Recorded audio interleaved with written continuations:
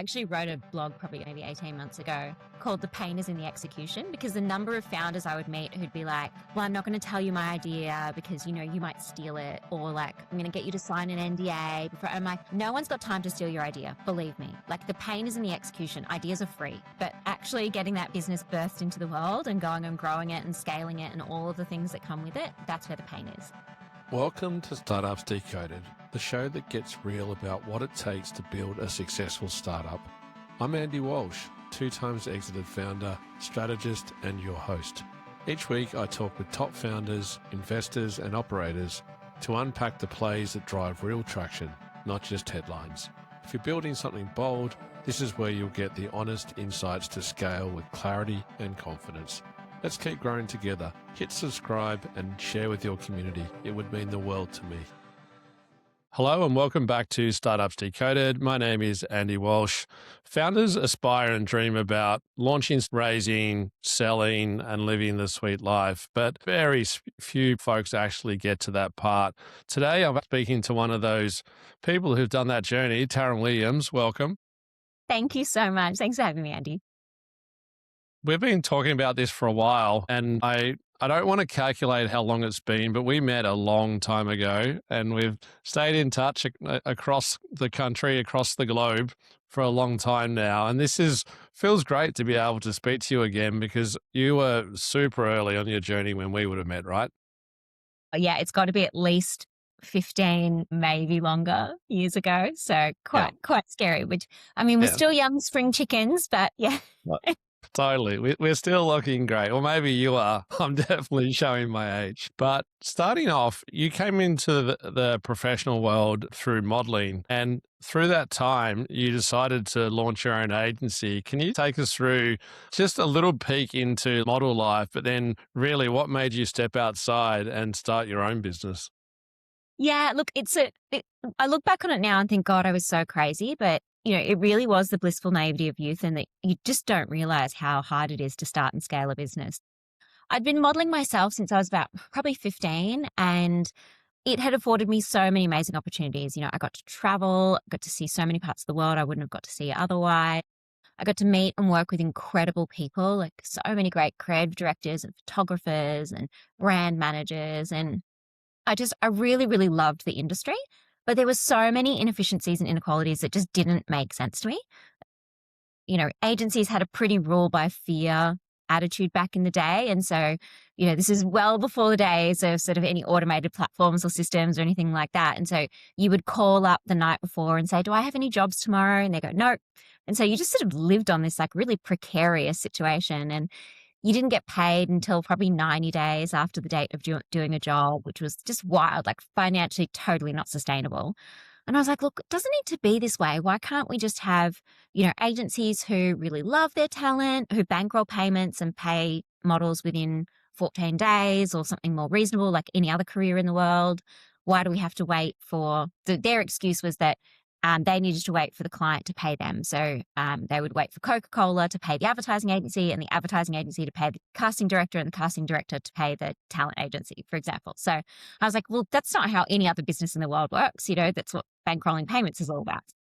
I just thought, you know what, I can do this. I'm going to start an agency, a really boutique agency for commercial talent, and I'm going to bankroll payments. We'll pay all of our models within 7 days.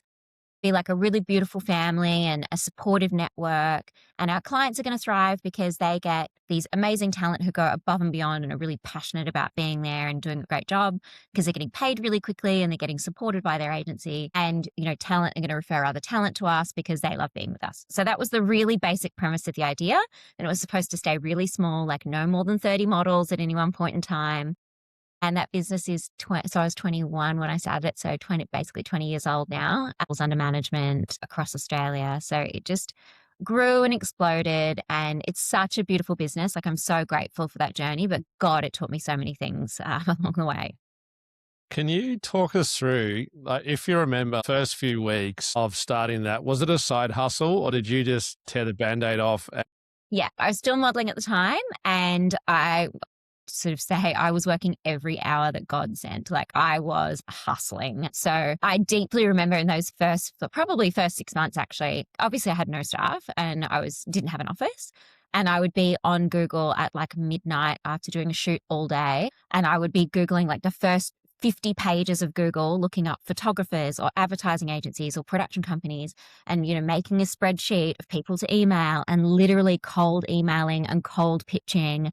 Like the hustle was so real. Like often I meet founders now and they're like, I just, don't know how to do biz dev. And I'm like, it's just brutal hand-to-hand combat. Like I was on LinkedIn hustling. I was on email hustling. I was cold calling people's offices. Like it was really brutal. And probably the thing that I look back on now is that I was probably the blocker because I wanted to there was that fear mindset of going, okay, if I completely rip the Band-Aid off and go into this full time, obviously I'm going to be losing an income. And also I wanted to do absolutely everything in the business. So like, I was doing a BAS and tax returns and things like that, which was just nuts, like, right? Things that were just not a good use of my time. But I didn't know that, so young and I had no business, like really no commercial experience. So it was a bit of a baptism by fire, I guess. Most founders would say the same thing, that most of the tasks that they do, I would say the ones that challenge the most are the things that they don't even realize that they need to do.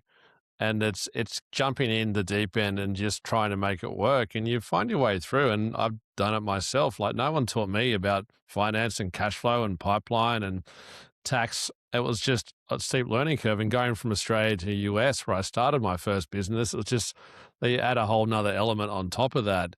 But at that point, you talked about one of your proof points being the payment timeline and like passes through so many pairs of hands to get to the point where the models get paid. As a startup, that would scare the hell out of most startups in the sense of bankrolling someone else before you actually got paid. How did you approach that from a cash flow perspective? Oh my God, it was a nightmare. I really did. I mean, obviously I understood because our clients still paid in the same time frame, right? Like they still would pay in 30, 60, 90 days. They weren't paying us every 7 days. But I made this promise to our models, we will pay you every 7 days, no matter what. Like we will bankroll all of those payments. And we still do it today, right through 20 years later. So yeah, I had to get really, really good at juggling cash flow. So I didn't pay myself a cent out of the business for the first 2 years. I just absolutely hustled and, lived on bread and water and had a very unglamorous, the true startup life of working absolutely every single hour, hustling favors, doing beg, borrow, steal, like absolutely anything I could do to make that business successful. So it was so unglamorous. But it did mean that, I just reinvested every single cent back into the business. It meant that we could afford to pay all of our talent within 7 days. And that was such a really critical piece in the business growth, I think, is that we had these incredibly loyal talent who would go above and beyond for us and refer clients to us, refer talent to us. And our clients just really appreciated it as well. Like they could see what I was trying to create and the vision and the values, and they really wanted to support that. So in the end, it became sort of a self-fulfilling prophecy, but it's certainly, there was a lot of pain along the way. I tip my hat to you. Like it's brave and it reflects the vision to create culture. And a lot of founders are terrible at it. I see it all the time. They're so focused on growth that they forget about the people that are standing beside them and that next wave of people that they need to bring on, and they're influenced by the people that are around you. So if you have a bad culture, it sets the scene for everyone that's hired up from day one. So for you to set that tone, and I'm curious, you said there that clients liked it. So the culture that you were creating reflected and externalized through the way that the models handled themselves. Did you find that that was a pay it forward situation? So the way that they treated the clients with greater respect had a positive flow and effect for you with growth? Yeah, absolutely. And our clients would really be, if they had an opportunity to help us win a piece of work above another agency or, put one of our talent forward for an opportunity, if it was completely up to their selection, they would, because they could just see like, gosh, she's really trying to build something here. And I would answer the phone on at midnight over the weekend. Clients could come to us and say, oh my God, I've stuffed up. I got the dates wrong on this thing. I need you to help me out. I've got a shoot tomorrow morning at 7. Like, on it. I got you. We'll solve this together. And so for them, it felt like we were an extension of their team. And they just so appreciated that. And so I think our talent saw that I was putting my absolute back into this business, and there was nothing that I would ask them to do that I wouldn't do myself. And, I remember in the early days, like there would be times where a model would call me and be like, oh my God, like my car's broken down. I'm on the way to this job. And I'd be like, I got you. Like I'm booking you an Uber, or I'll come pick you up myself. We're going to get this sorted. Like it was just I was obviously young. I was full of hustle. I was full of energy. And it just felt like there was nothing that we couldn't solve with good people and the right attitude. And it really did. It all came together. I'm not saying that there was not like incredibly challenging times where things went wrong, but I do think that that overarching sort of, culture and values and the premise of why the business existed really was what helped the business grow and help us retire. I mean, we have models that have been with us for literally 20 years. Wild. Wow. And it's to have a business open 20 years. I don't think many startups would be able to say that as well, that they've operated for that long. And if it does, it's generally been acquired and it's been absorbed into something else, or maybe it's IPO, they're not a part of it anymore, but it'd be uncommon. So that's like huge, huge effort. Through that time, you also split lanes a little bit and you looked at an alternative way that you could do a different format of booking models, right? Yeah. Yeah. So after about, the business was Wink was probably 6 years old, something like that. And obviously all being run pretty manually, like spreadsheets, models texting in their hours after a job, everything in email. Like it was very much like a small business solution, but we were managing probably, I don't know, maybe 250 models or something at that time. So it was, complex beast. And I was like, okay, this is not sustainable. Every time a booker left the agency, we lost all of the information that was held in their head, right? Like, is this model gluten intolerant? Does this client prefer this kind of model? Does this client have a preferred supplier rate? Any of that stuff. And so I was like, I'm going to build an app, this is like, 15 years ago. It's going to be a cool app and it's going to check availability of our talent. It's going to automatically submit those comp cards or profiles to our clients of who's available. And then clients can pick and choose and book them in. And it's going to be like an automated scheduler. And I thought, this is not going to be a super hard build. And I did all the things I thought I should. I went and got 3 competitive quotes from, digital agencies to build this thing. And I actually chose to build it with a company who had built a platform for a mining company that did fly in, fly out, like FIFO workers. And people were like, that is not at all aligned. And I'm like, no, hear me out. It is. Basically, I want to be able to filter by, blonde, over 5'9", with a size 7 shoe. And in their case, they needed to filter by someone who has a, heavy truck license and lives in Toowoomba and then can schedule them on. So I was like, it's not actually that different. It's just different, filtering. And obviously I'd never built a tech product before. And so I went to the process of like going, okay, well, needs to be able to schedule them on shift. Actually, I need talent to be able to build their own profiles. So upload photos, their superannuation details, their tax information, all of their skills. Can they dance? Can they roller skate? And then into building an actual calendar project management software. So I need that. And then I need client profiles, so all of their preferred history and their booking rates and everything like that. Oh, then I need two-way SMS. Then I need email integration. Then I need booking reminders. I just built this bigger than Ben-Hur solution. It was nuts. And obviously the agency were like, absolutely, you can have all of those things. You keep going. The bill was just through the roof. And so look, it went from being something that was supposed to cost like $90,000 to costing like probably $500,000. And it was super painful. It took us about 18 months, but it completely transformed that business. And it's still what powers the modeling agency to this day, completely custom built. And it's phenomenal. And I just fell in love with like solving problems using technology. And it was super fascinating. And I got to the end of the build and I went, oh, what I should have done is actually built this for clients to use, because essentially at that point, all clients were doing was ringing us or emailing us with a brief. And then our team would put it into the system. It would go out, check availabilities, do all of the rest of it. And I was like, And it was just around the time where Freelancer had started. There was this sort of advent of marketplaces. So it was all very new.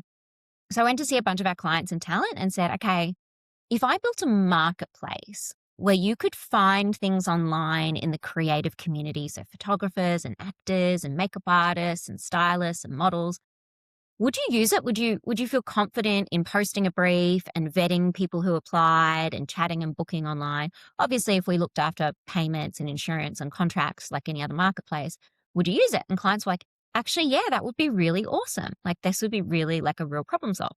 This time I knew a little bit more, obviously, about how to build a tech platform. So I built a really quick and dirty MVP, spun it up and took it out to market and could see, we were definitely getting the signs that, this was something that both clients and talent wanted. There was a real need there. And I was like, okay, I think I want to go and do this thing full time. So obviously I had a great agency business that was thriving and growing with, quite a big team by that point, probably 400 models.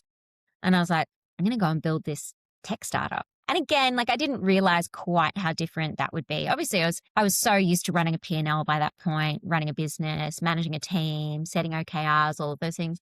But I didn't know anything about building a tech product. And I certainly didn't know anything about raising venture capital. Like it was a completely different journey. So in my head, I was like, just starting another business, but it was a completely different ride. I love your observation. And a lot of people observe those problems and probably accept it. And you go the complete opposite way and go, well, if this is a problem for me, it's a problem for a lot of people. And you go in and build something, and building an app back then, like $500,000, I'm sure that was probably common for a complex app back in the day. You look at Lovable now and tools where you can get things live like the same day. I mean, it probably wouldn't do what you were describing, like full bells and whistles, but it's changed a lot. So being a tech founder then was much more complex. It was so hard, and with that business, we had 3 full-time developers from day one, and it was hard. Like, I mean, this is 10, 11 years ago, something like that. It was hard to find great engineers in Australia, and they were expensive. And, you needed front-end engineer, back-end engineer, sysadmin, we needed a head of product, a designer. Like, it was hard and expensive to build the right fit. Like it was such a different journey. Even, my latest business, Hash Gifted, is SaaS business, and that's probably 3 and a bit years old. The difference between building the right fit and building Hash Gifted, like fundamentally different in terms of the tools and open source technology that was available and plugins and APIs and off the shelf solutions. But now I think about 3 years to now, I'm like, oh my God, if only I was building a tech company now with Lovable and, Framer and all of these, super easy to spin up landing pages. And anyway. It's a very different world, but I also think that what you're able to do though too is understand like top to bottom every little detail of the customer journey, both sides from a marketplace perspective, know the pain points within that experience and intimately get to know it because you're having to spend a lot more time on it, right?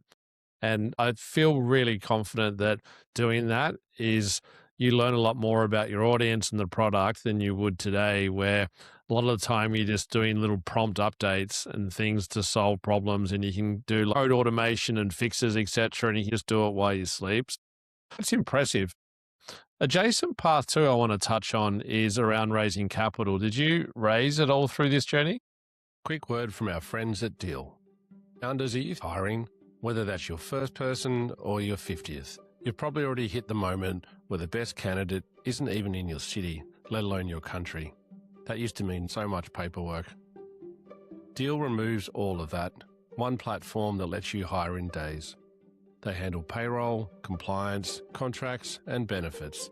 Plus, they're across 150 countries. Don't lose good people because logistics were too hard. Deel solves that problem. Check it out. startupsdecoded.com/deal. That's DEEL, startupsdecoded.com/deal. Yeah, we raised 3 rounds for the right fit. And it all started because I was recommended to go and see a venture capitalist purely because I was trying to make a decision about whether or not I should step out of Wink full time. Because obviously the right fit was a completely unproven idea. I had a very successful business, and I had the idea that there was a lot of key man dependency in Wink, and that if I left the business, I had a great team, don't get me wrong, and a really good general manager, but I was like, if I leave, like it's probably going to fall over. And so I'd gone to see this person and said, like, look, at what point do you actually recommend if someone was going to quit their full-time job, what sort of metrics are you looking for? Or what advice do you give of like, hey, no, like try and do both concurrently for a year, or do it until you get to this kind of MRR or whatever? What advice do you give to people? Because I'm really scared if I step out of this thing, it's going to fall over. Should I actually just get someone else in to run the right fit and I just stay with Wink? So we had this really great conversation. He was like, you know what? I think this is a really excellent idea, and I think that you should do it full time, and we will back you to do it. And I was like, oh God, this was like, I hadn't even thought of that. Like that was not the point of the conversation. And I didn't know anything about raising capital. And all of a sudden it felt very, very real. And I actually went back and spoke to the team and said like, okay, if we do this, this is completely changing our trajectory. Like we are going from being a bootstrap business where we're masters of our own destiny. And obviously I was completely funding the project, bleeding one of my businesses dry to support the other. But I was like, okay, this is going to fundamentally change things. Like we're going to have to run really, really hard. How do we feel about it? We had a really good, robust conversation as a team and went, okay, it's going to expedite our growth. And I really firmly believe that, especially with marketplaces, it's like a winner takes most approach, right? Like, and there was no reason that, apart from the fact I had really deep domain expertise and great, supply and demand on both sides from a relationships perspective, there was no reason that, another marketplace couldn't launch into the market and do exactly that and raise venture capital and acquire customers through marketing spend. So I was like, okay, we got to do this. If we're going to do it, let's do it properly. Let's run really, really hard. So we raised money and I basically stepped out of Wink with almost zero handover, like a month's handover. I was like, bye, good luck, Godspeed, and was full-time in the Right Fit and running and scaling that business. Wow. Because I know a lot of founders get very, very parent-like with their babies when it comes to startups. How did your desire to want to get back into the Wink and do it, like how did you set up reporting or understanding where it was at, etc.? Because it'd be hard not to take your eyes off that completely. You know what? The best thing I did was move their head office to Melbourne, and I'm based in Sydney. So that was probably the best. It was almost out of sight, out of mind. I had a really great GM who had been in the business for probably 2 years before I stepped out. So she had a pretty good understanding of the company and, could run it predominantly without me. And probably the other best thing was that when we raised the our cornerstone investor, the venture capital partner, because there was so much overlap between the two businesses, I couldn't have a non-compete or a non-solicitation. We would very much be speaking to the same sort of audience on both sides. So I had an employment agreement that said, like, I need to spend basically every hour of every day purely focused on this one business. And I took that really, really seriously. Obviously, no one's going to come and like audit your emails and look over your shoulder and be like, why are you, doing this today? But I was like, I'm taking other people's money. And that's like a huge responsibility. So I'm going all in on this thing. And I kind of guess I'd mentally accepted that if that meant that Wink stopped growing or, that was kind of the price of building this other big thing.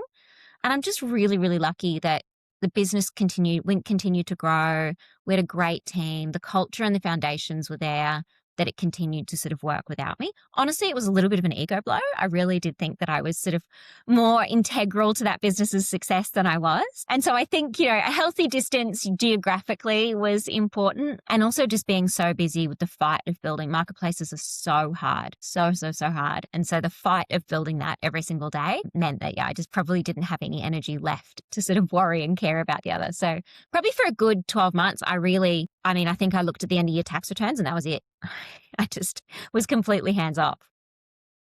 And being able to keep one business going rather than evolve that, like you could have easily wrapped it up under one business, right? And did it, but to separate it was smart. And in the negotiations with the VC, first time doing it, you weren't even actually looking for capital. How did you establish that relationship? It's one of the things we talk about a lot on Startups Decoded is around finding capital, but then establishing the right relationship and make sure you can retain some semblance of power and that you're not beholden. Because a lot of founders treat VCs like their boss, which is not the case. So I'm curious, how did you navigate that dynamic? I was really lucky when I first was thinking about the idea of building the Right Fit, I went to see a CIO/CTO. He'd held both titles at two major Australian tech companies. And I'd gone to see him about building a payment gateway of all things. I was like, I've never built a payment gateway before. Can I have 30 minutes of your time? I've narrowed it down to Stripe or Braintree, PayPal. These are the pros and cons of each, blah, blah, blah. And I came in and had this coffee with him and he was like, okay, well, what about this? What about that? What about that? And I was like, oh, I don't know. And he was an American entrepreneur. He'd exited a bunch of businesses. He'd moved to Australia because he'd married an Australian girl. And he was like, right.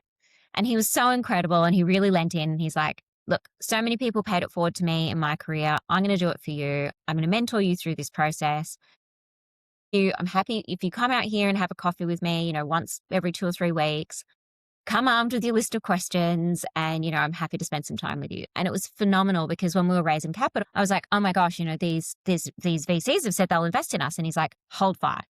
Firstly, you need to go and see the rest of the market and talk to some other venture capitalists. Also, have you thought about strategic investors? And I was like, I don't even know what that is. He was like, okay, all right, well, we need to go through that. Like, who's going to open doors for you? How can people add value outside of just capital? Went through all the term sheets with me, and he was like, oh, you'd want to have liquidation preference on this. And it was phenomenal. I cannot thank him enough, because it was transformative in me, one, understanding that physical deal that I was doing at the time, but two, in just completely resetting how I was thinking about the relationship. Because you're absolutely right. I was going, okay, well, these people are going to be my boss, and I'm going to front up every month with like, here's my board pack, and this is what I did. And, do you approve? Was that good? And it took me, a good probably 6 months of that working relationship to go, okay, these people are there not to serve me, because it's certainly not that, but we're business partners. And, I need them to open doors, to add value, to see around corners. They bring a wealth of expertise and years of helping build marketplaces. And so they have pattern recognition, right? Like, they can spot things before I possibly will.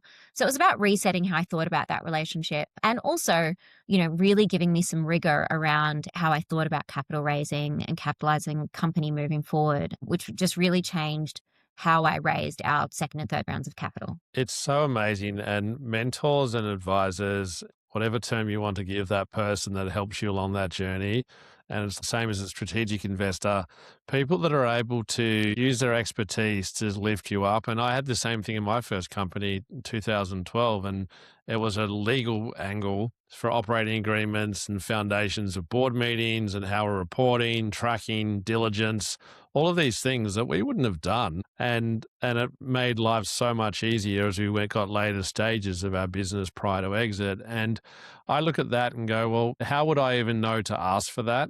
And it's something that I talk a lot about on here, is like, how do you know what you don't know is the question. And thankfully, information is becoming much more easily accessible now. And the AI has made that. Yeah. Yeah. Think back to our time, there was no podcasts about startups. There was no No. YouTube channels for you to go and learn this stuff on. And there wasn't even startup networking groups. Like, these things did not exist. It's just a different world. And we recorded an episode earlier today, and we were talking about that as far as the democratization, which cliched word overused, but it's important and it helps describe what I'm doing, is that becoming a founder now has never been easier. But building a business is not easier. It cuts down the barriers a lot, like building a product, getting it live, selling, making some money. But you still have to know how to run finance, run operations, think about tax, do all of these things. Like, you can use platforms and plug them in, but you still have to give it information and make decisions. Totally. I actually wrote a blog probably, I don't know, maybe 18 months ago, called The Pain is in the Execution, because the number of founders I would meet who'd be like, well, I'm not going to tell you my idea because, you might steal it, or like, I'm going to get you to sign an NDA before. I'm like, no one's got time to steal your idea. Believe me. Like, the pain is in the execution. Ideas are free, but actually getting that business burst into the world and going and growing it and scaling it and all of the things that come with it, that's where the pain is. So Yeah, 100%. And knowing that through that process that you have to think about the world that you live in, and particularly today, there's so many lookalike companies that are getting spun out because people can replicate it very easily. And you see it with the same websites, the same approach and go-to-market program and everything that they're doing. Building a moat is really complex. absolutely. Yeah. Okay, I want to continue on the journey here. And because the right fit for you became your baby, you focused and doubled down on that. Wink was still cruising along and is still doing strong today. You exited the right fit. Can you talk about that? Because you accidentally fell into fundraising and raising capital. Tell us about your exit. Was that something that you were looking for, or were you approached? Talk us about that journey. Yeah. So I built another business called the Influencers Agency, basically to service. We had a lot of clients coming to the right fit who wanted to run an influencer campaign. That was one of the categories that we had on the right fit, was influencers, and they didn't know how to do that. So I built another business called the Influencers Agency that helped them run campaigns. And so probably about 2.5, 3 years before I exited, we'd had a private equity group out of the US who had been approaching us repeatedly, sort of probably every 5 months, saying, hey, we'd love to acquire you, we'd love to acquire you. And we could just never get there on terms, never get there on a deal. Like, it was, we were close, but never quite close enough. And sort of and thankfully I got the business to cash flow positive. It was growing. We didn't need to raise any more capital. Obviously we would have had to if we wanted. We were sort of across APAC by that point, but if we wanted to go into the US or UK, we certainly would have had to raise more capital. And we got to the point where we were getting pretty close on terms. And that was probably the trigger for me to go, right, we need to really run a formal process and see who else is out there. I'd navigated the business through COVID, and actually, thankfully, I thought it was going to be the death of that business, but thankfully, it was like actually a really growth period for the right fit.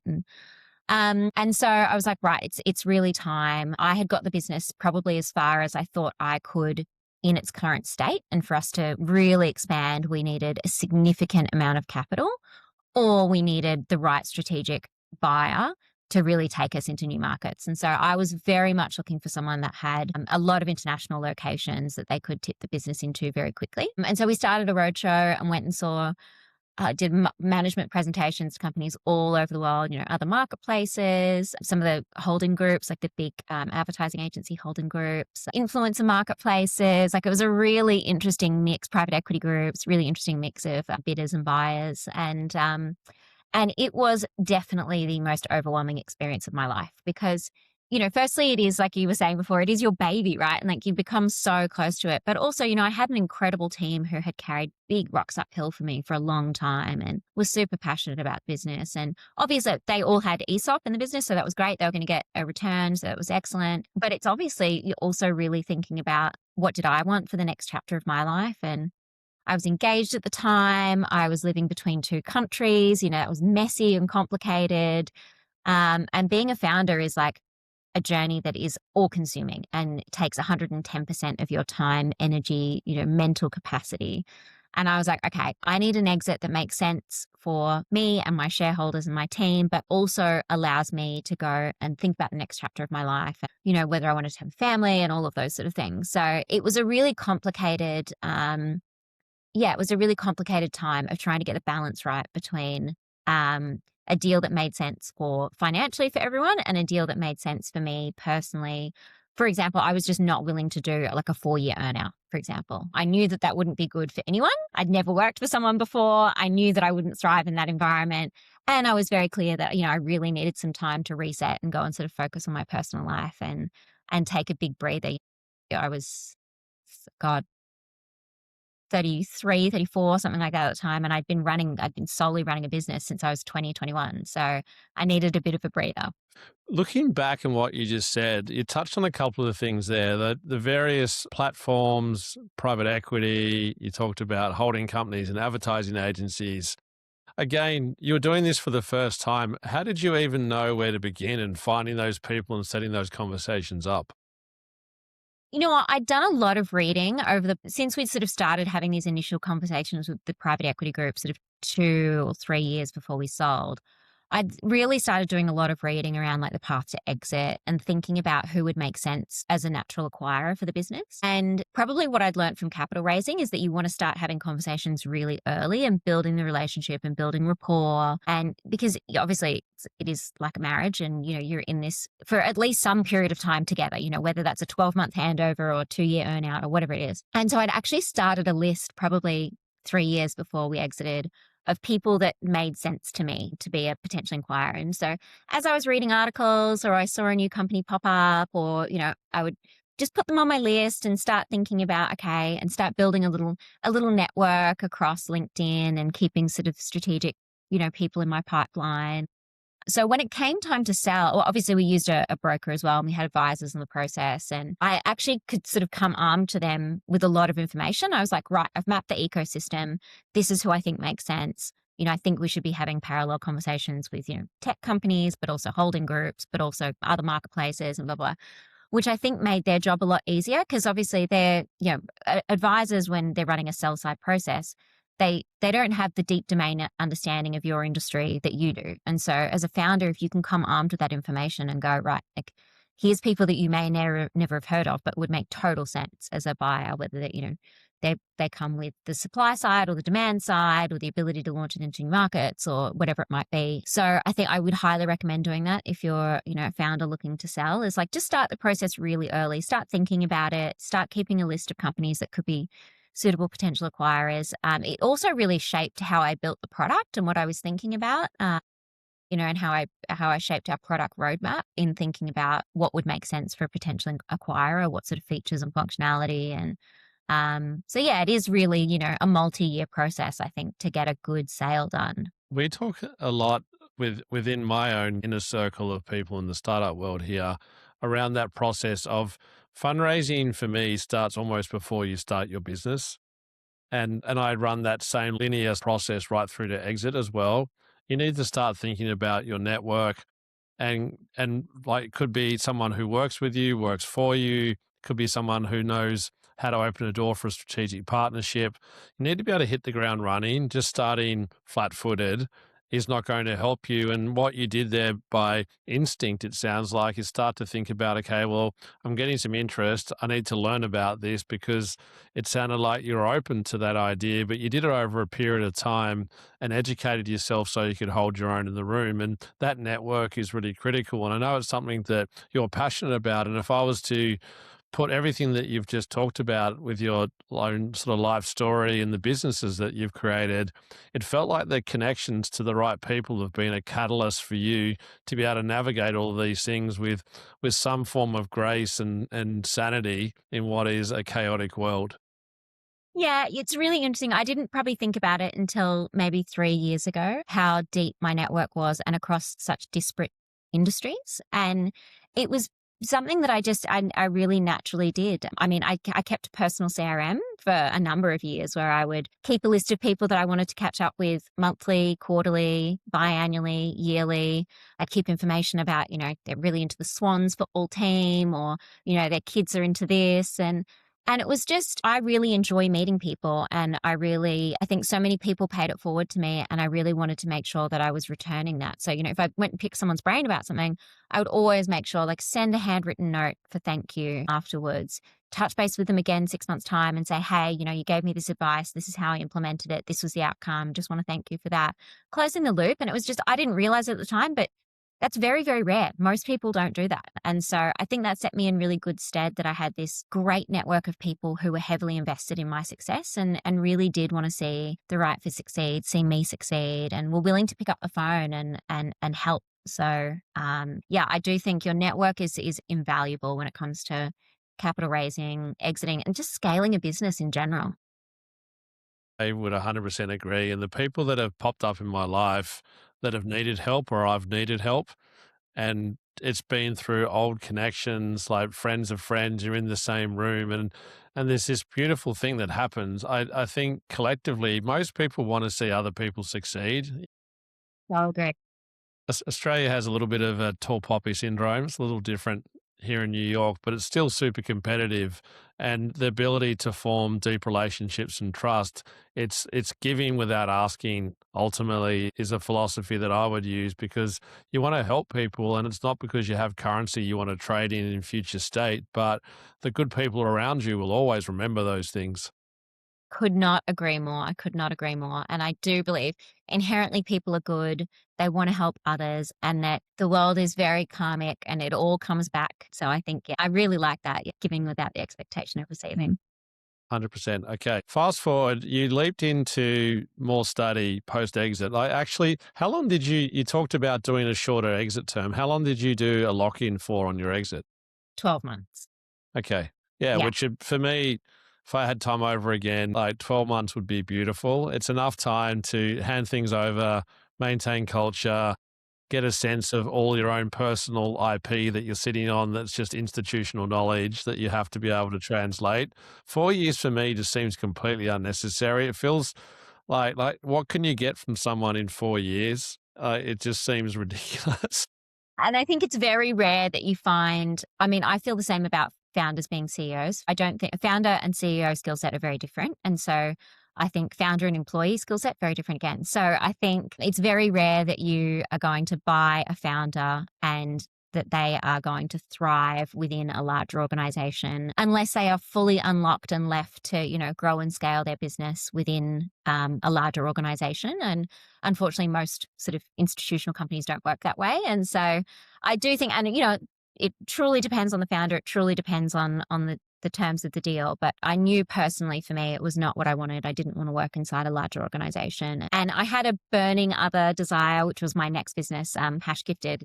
I had another, this idea and desire to sort of spin up one more thing. And so I knew that I probably wasn't done with being an entrepreneur. And so I wanted the freedom to do that, plus take a little bit of breathing room and re-explore the other dimensions of my life outside of being a business owner. And have a personal life? Yeah, God forbid. I mean, God forbid. Nice. And now, like, you're doing a breadth of things. Can you talk us about some of what your day-to-day looks like? Yeah. So I think in true avoidance style of committing to just one thing. So I still own Wink, my first business, and I still own Hash Gifted, my fourth business, which is a SaaS platform. And then I sit on the board of a bunch of companies, and predominantly I consult to high growth tech companies who are raising capital or expanding or looking for go to market in new, usually new international markets, usually, or who are looking to implement AI and completely transform their business using AI. So, yeah, about 2 years ago, I went to Harvard and did their Competing in the Age of AI program, which I loved. And I just could see that AI was going to fundamentally disrupt the industries that, I mean, one, probably all industries, but two, the industries that I was heavily involved in. So content, talent, social media, advertising, all of those things were really going to be disrupted. And I really wanted to be at the forefront of that. I really wanted to understand it. I wanted to be able to look at my own businesses and go, okay, what data do we have here that could be really useful in commercializing new products now that we have AI, or where are going to be the opportunities for cost savings, new revenue streams, all of those things. So that sort of started my deep exploration into the world of AI. And now I get to work with really interesting, great companies across such a breadth of industries, from really traditional companies, like retail businesses with 60 stores across Australia who are like, right, we want to transform our business using AI, right through to, fast growth tech companies who are digitally native, AI first, and, have incredible internal AI teams and are looking for new revenue opportunities or growth opportunities. I really, really love it. I love being exposed to incredible founders and executive teams who have got such a passion for build. And I think you realize that you've picked up such a depth and breadth of skills being a founder. And no, you don't really realize that because obviously I don't have a CV, right? Like I've never had a job. So you don't kind of realize until, you're sitting in board meetings and you've got that pattern recognition and you can add so much value to someone else's journey that is going to really expedite their opportunity to get to where they want to go. And so I really love that. I derive a lot of satisfaction from it. A beautiful way to finish up today. Taryn Williams, I could list out your companies, The Right Fit, The Wink. Keep going, yeah. But we don't have time to list them all out. But in all seriousness, it's been fascinating to watch. And when we met, you were just The Wink, which is no mean feat in itself. And to see what you're doing now, it's amazing. So I appreciate you making the time today, Taryn. Oh, thank you so much, Andy. And back at you. It's been such a pleasure seeing you grow and thrive and go through all of these different chapters too. Thanks for listening to Startups Decoded. If today's conversation helped you think differently, share it with a founder in your network. And don't forget to subscribe for real-world startup insights every week. We really value your support. If you're interested in partnering with us, email hello@startupsdecoded.com. I'm Andy Walsh. I'll see you next week.